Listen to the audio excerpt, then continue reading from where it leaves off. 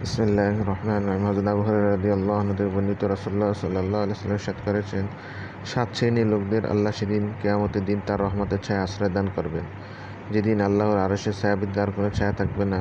তারা হলো: 1, ন্যায়বিচার ইমাম ও রাষ্ট্রনেতা; 2, সে যুবক যার যৌবন আল্লাহর ইবাদতের মধ্যে অতিবাহিত হয়েছে; 3, সে ব্যক্তি যার অন্তর মসজিদের সাথে সংযুক্ত থাকে, অর্থাৎ মসজিদের প্রতি সর্বদা তার মন আকৃষ্ট থাকে; 4, সে 2 ব্যক্তি যারা আল্লাহর জন্য পরস্পরকে ভালোবাসে এবং আল্লাহর জন্য পরস্পর একত্রিত হয় এবং বিচ্ছিন্ন হয়; 5, ওই ব্যক্তি যাকে অভিজাত বংশীয় কোনো সুন্দরী মহিলা কোনো খারাপ কাজে আহ্বান করে, জবাবে সে ব্যক্তি বলে, আমি আল্লাহকে ভয় করি; 6, সে লোক যে গোপনে দান সৎকার করে, এমনকি তার ডান হাত কি দান করেছে বাম হাতও তা জানে না; 7, সে ব্যক্তি যে একাকী নীরবে নিভৃতে আল্লাহকে স্মরণ করে এবং তার 2 চোখ থেকে অশ্রু প্রবাহিত হয়।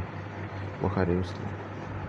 হযরত আব্দুল্লাহ ইবনে আমর ইবনে আস রাদিয়াল্লাহু আনহু থেকে বর্ণিত, তিনি বলেন, রাসূলুল্লাহ সাল্লাল্লাহু আলাইহি ওয়াসাল্লাম ইরশাদ করেছেন, ন্যায় বিচারকগণ আল্লাহর নিকট নূরের মেম্বরে আসন গ্রহণ করবে, যারা তাদের বিচার ক্ষেত্রে পরিবার পরিজনের ব্যাপারে এবং যেসব দায়িত্ব তাদের উপর অর্পিত হয়েছে সেক্ষেত্রে ন্যায় বিচার করেছে। মুসলিম। হযরত আউফ ইবনে মালিক রাদিয়াল্লাহু আনহু থেকে বর্ণিত, তিনি বলেন, আমি রাসূলুল্লাহ সাল্লাল্লাহু আলাইহি ওয়াসাল্লামকে বলতে শুনেছি, তিনি ইরশাদ করেছেন, তোমাদের উত্তম শাসক বা নেতা হচ্ছে তারাই যাদের তোমরা ভালোবাসো এবং তারাও তোমাদের ভালোবাসে। তোমরা তাদের জন্য দোয়া করো, তারাও তোমাদের জন্য দোয়া করে। পক্ষান্তরে তোমাদের মন্দ নিকৃষ্ট শাসক হচ্ছে তারা যাদের তোমরা ঘৃণা করো, তারাও তোমাদের অবজ্ঞা বা ঘৃণা করে। তোমরা তাদের প্রতি অভিসম্পাত করো এবং তারাও তোমাদের প্রতি অভিসম্পাত করে।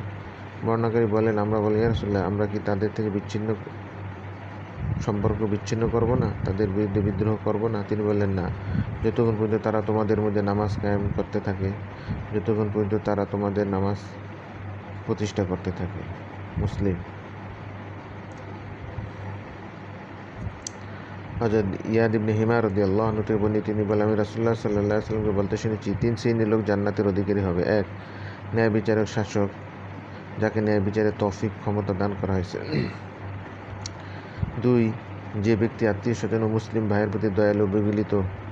3, অধিক সন্তানাদি কিংবা অভাবী হওয়া সত্ত্বেও যে ব্যক্তি ভিক্ষা করা থেকে পবিত্র চরিত্রের অধিকারী হয়েছে। মুসলিম শরীফ। হযরত ইবনে ওমর রাদিয়াল্লাহু আনহু থেকে বর্ণিত, নবী করিম সাল্লাল্লাহু আলাইহি ওয়াসাল্লাম ইরশাদ করেছেন, প্রত্যেক মুসলমানের উপর শোনা ও আনুগত্য করা অবশ্যই কর্তব্য, তা তার পছন্দ হোক ও নাই হোক।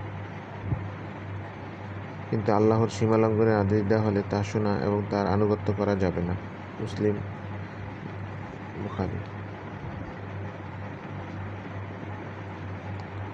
হযরত ইবনে ওমর রাদিয়াল্লাহু আনহু থেকে বর্ণিত, তিনি বলেন, আমরা যখন রাসূলুল্লাহ সাল্লাল্লাহু আলাইহি ওয়াসাল্লামের